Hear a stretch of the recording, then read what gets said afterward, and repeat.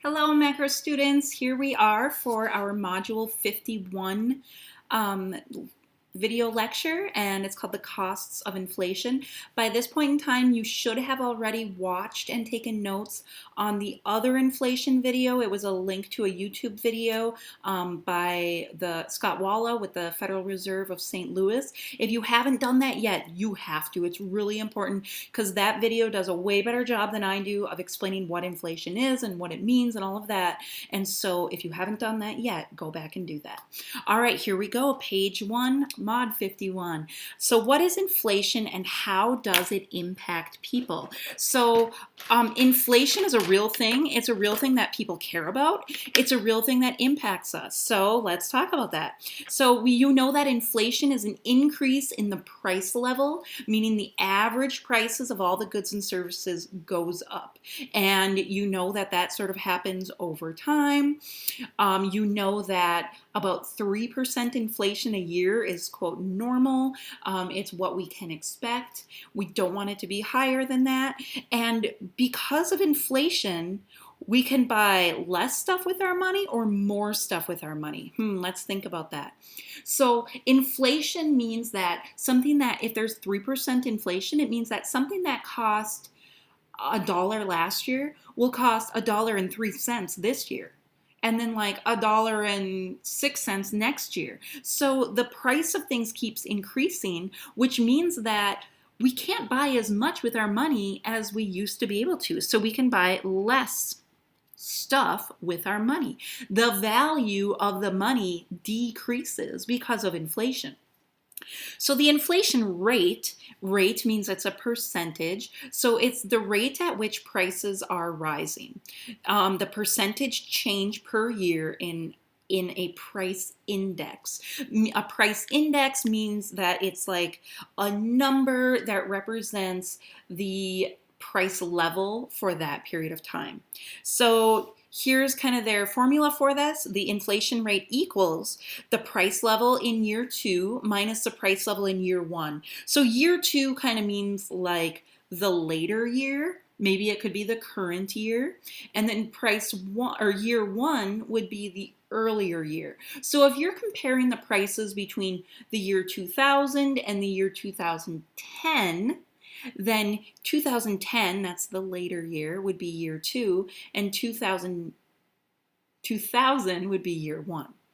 And then you divide that by the price level in year 1, and you multiply it by 100 to turn it into a percentage.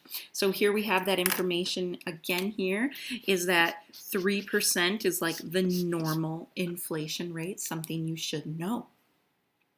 Well, remember GDP versus real GDP, right? So GDP is that value of everything that was produced in that year. And then real GDP is GDP that's been adjusted for inflation. Well, they do the same thing with wages and income. Now, what's the difference between wage and income? Wage is usually thought of in like hourly terms, like how much somebody makes an hour. Income is thought of in yearly terms, how much somebody makes a year. So, either way, the real wage would be the wage rate divided by the price level. And real income would be income divided by the price level. And it shows what we can actually buy with our money. So that is really helpful if we're talking about the past and we're like, oh, wow, in 1950, my grandpa earned $5,000. Well, what does that even mean to us? Does that mean that my grandpa was rich or poor or in the middle? And so if you figured out the real income, and then we could actually know like, oh, what does that mean like in terms of like today's money, which is how that is helpful. Now, I have something exciting for you guys on page 2.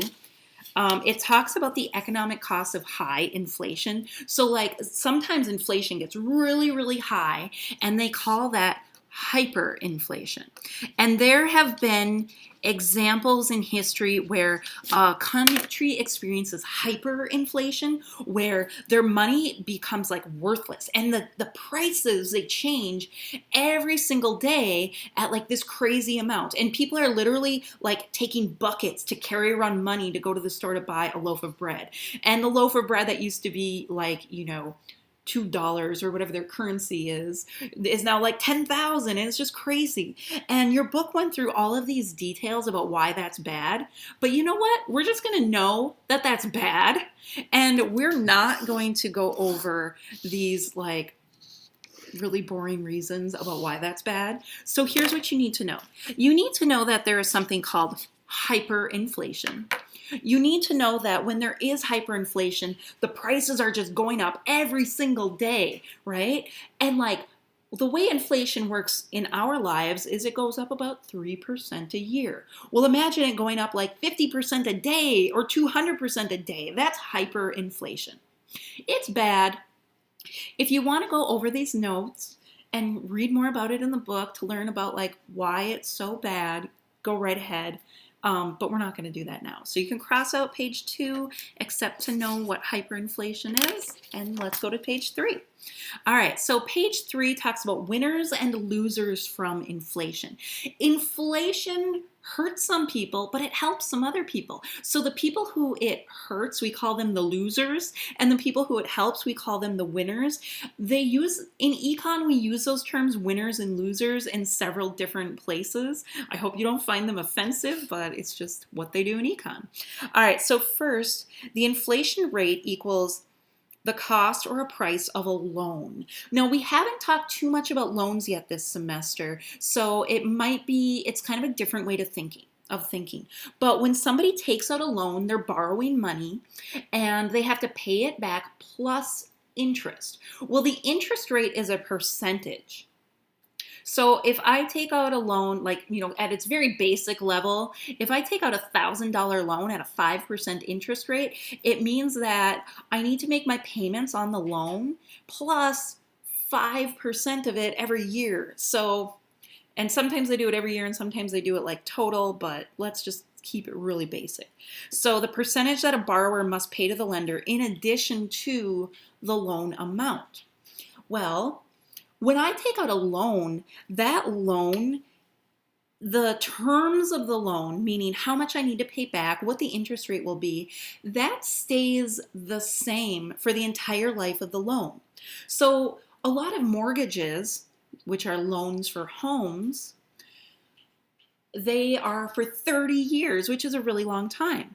And if I take out a loan that's for 30 years and the interest rate stays at like 5% a year or 5% for the life of the loan, that means that paying back 5% right now, like that might be a dollar amount. Let's pretend that it's $5,000 a year, okay? And let's say that I'm making those $5,000 a year interest payments every single year for the entire loan.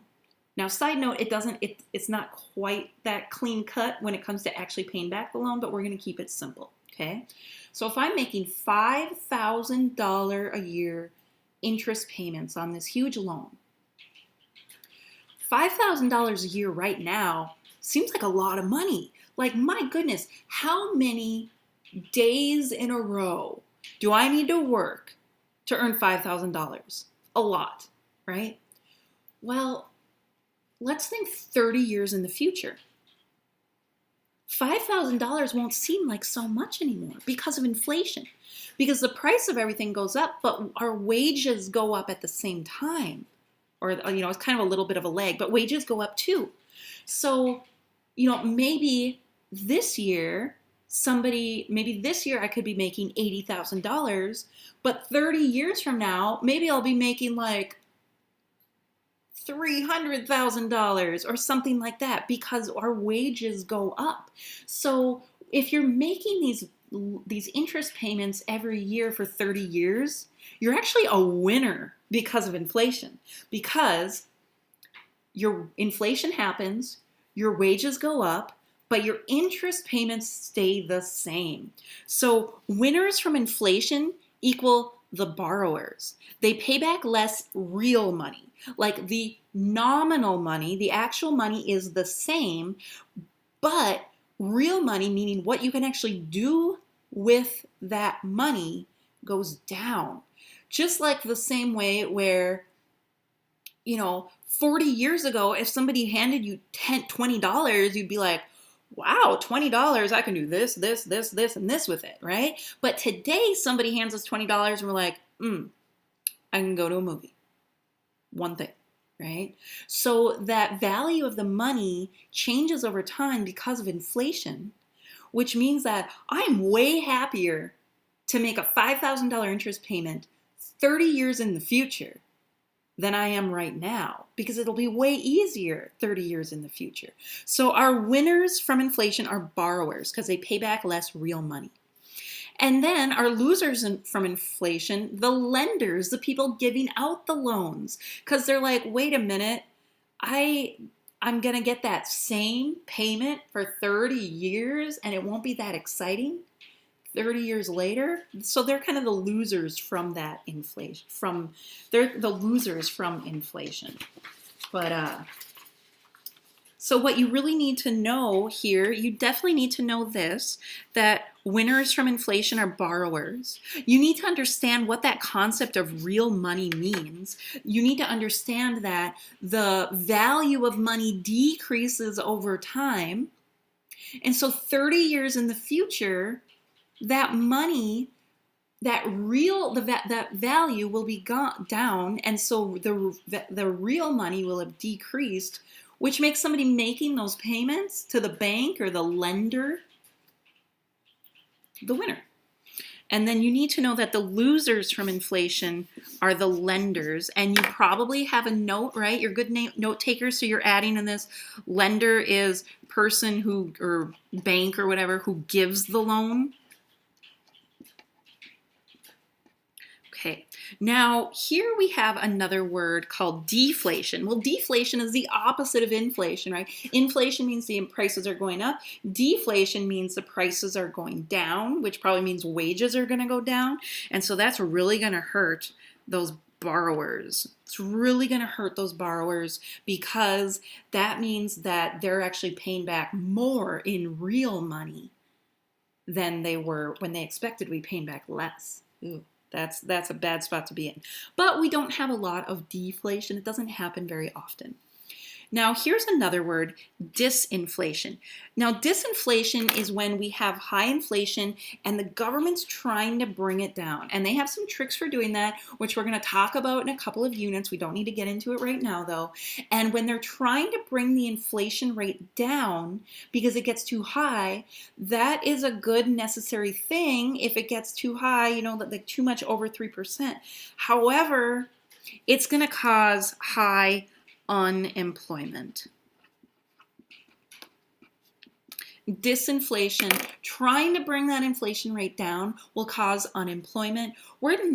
You know what? This will not be on the test, this unit, though. We're not going to yet tie in inflation with unemployment. We will in a later unit. So you guys are doing pretty good here because we crossed out a whole bunch of stuff from this module 51. And so I will see you, and don't forget to do your summary. Don't forget to do your practice problems, and don't forget to turn in your notes, and I'll see you at the Google Meet. Bye.